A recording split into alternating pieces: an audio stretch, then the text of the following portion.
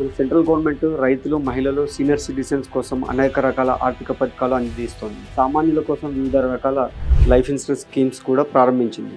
వీటిలో ప్రధానమంత్రి జీవన్ జ్యోతి బీమా యోజన పథకం చాలా ఆకర్షిస్తుంది. ఎందుకంటే ఈ స్కీమ్ కింద పాలసీదారులు నామమాత్రం ప్రీమియం చెల్లించి ఏకంగా 2 లక్షల వరకు ప్రయోజనం పొందవచ్చు. నేను మీ Rajasekhara Reddy, financial growth expert. ఈ వీడియోలో మొత్తం ప్రధానమంత్రి జీవన్ జ్యోతి బీమా యోజన ఎలా పనిచేస్తుంది, ఎవరు అర్హులు, ఇలాంటి వాటి గురించి అన్నిటి కూడా డీటెయిల్గా తెలుసుకుందాం ఈ వీడియోలో. ఫస్ట్ హిస్టరీ ఆఫ్ ప్రధానమంత్రి జీవన్ జ్యోతి బీమా యోజన. 2015 మేలో ఈ పథకాన్ని మన గవర్నమెంట్ అనేది ప్రారంభించిందనమాట. దీనికి అందుబాటులో ఉండే జీవిత బీమా కవరేజ్ని అందించడం ఈ జీవిత బీమా యొక్క లక్ష్యం.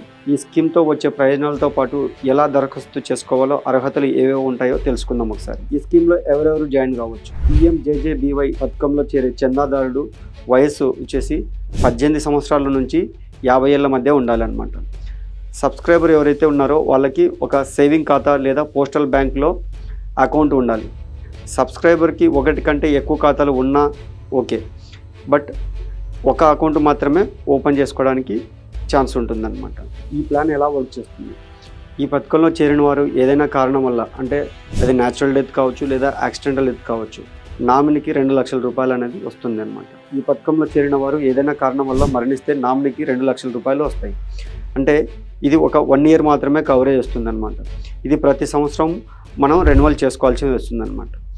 చందాదారుడు సంవత్సరానికి కేవలం 436 రూపాయలు, అంటే రోజుకి ₹1.20 మాత్రం ప్రీమియం పడుతుందన్నమాట.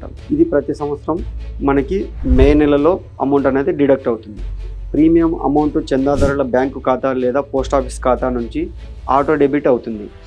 ఇందులో life insurance corporation of India, అలాగే ఇతర జనరల్ ఇన్సూరెన్స్ కంపెనీలు, అలాగే లైఫ్ ఇన్సూరెన్స్ కంపెనీల ద్వారా కూడా చేస్తున్నారనమాట. ఈ పథకాన్ని జీవిత బీమా కంపెనీలు లేదా బ్యాంకులు, పోస్ట్ ఆఫీసుల సహకారంతో నిర్వహిస్తున్నాయి అన్నమాట. ఎన్ని పాలసీలు తీసుకోవచ్చు ఒకసారి చూద్దాం. ఏంటంటే ఒక పర్సన్ ఒక బ్యాంకు ఖాతా నుంచి ఒక పాలసీ మాత్రమే తీసుకోవడానికి మనం ఎలిజిబిలిటీ అనేది వస్తాం అనమాట. అంటే సో మెనీ బ్యాంక్స్, చాలా బ్యాంకుల్లో మీరు ఆ ఖాతాలు ఉన్నాయి కదా అని చెప్పేసి అన్ని బ్యాంకుల్లో అప్లై చేసినా కూడా మనకు క్లెయిమ్ అనేది సింగిల్ క్లెయిమ్ మాత్రమే వస్తుందన్నమాట. ఈ మిస్టేక్ ఎప్పుడు కూడా చేయవద్దు మీరు. అలాగే లైఫ్ ఇన్సూరెన్స్ పాలసీలు ఏవైనా, అంటే ఎండోమెంట్ పాలసీలు కానీ ఇతర పాలసీలు ఉన్నా కూడా ఈ ప్లాన్ అనేది తీసుకోవడానికి ఎలిజిబిలిటీ అనేది ఉందన్నమాట. ఈ scheme coverage only 1 year from 1 June నుంచి 31 మే వరకు మాత్రమే ఉంటుందన్నమాట. అంటే ఎవ్రీ ఇయర్ వచ్చేసి మనకు మేలో రెన్యువల్ అవుతుందన్నమాట ఆటోమేటిక్గా. అలాగే ఇక్కడ డెత్ బెనిఫిట్ మరియు మెచ్యూరిటీ బెనిఫిట్స్ ఎలా ఉన్నాయో ఒకసారి చూద్దాం. డెత్, అది ఎలాంటి డెత్ అయినా కూడా, either natural death or accidental death లేదా సూసైడ్ అయినా, ఇంకేదైనా కారణాల వల్ల చనిపోయినా కూడా మనకి నామినీకి 2 లక్షలు అనేది వస్తుందన్నమాట. దీంట్లో ఎలాంటి మెచ్యూరిటీ బెనిఫిట్ అనేది ఉండదు, ప్యూర్ టర్మ్ ప్లాన్ కాబట్టి. 55 సంవత్సరాల తర్వాత ఈ పాలసీ అనేది కవర్ చేయదన్నమాట. అంటే మీ అకౌంట్లో నుంచి డిడక్ట్ కూడా అవ్వదు మీకు 55 సంవత్సరాల తర్వాత. పాలసీ తీసుకున్న 30 రోజుల తర్వాత నుంచి మనకి ఇది అప్లికేబిలిటీ అనేది వస్తుందన్నమాట. ఫర్ యాక్సిడెంటల్గా అయితే డే 1 నుంచి అండి కవర్ అవుతుందన్నమాట. ఇది ఎలా అప్లై చేసుకోవచ్చు? ఆన్లైన్ అప్లికేషన్ ద్వారా మనం దీన్ని సబ్స్క్రైబ్ చేసుకోవచ్చు అనమాట. PMJJBYలో చేరడానికి మనకి ఆన్లైన్ లేదా ఆఫ్లైన్లో దరఖాస్తు చేసుకోవచ్చు అనమాట.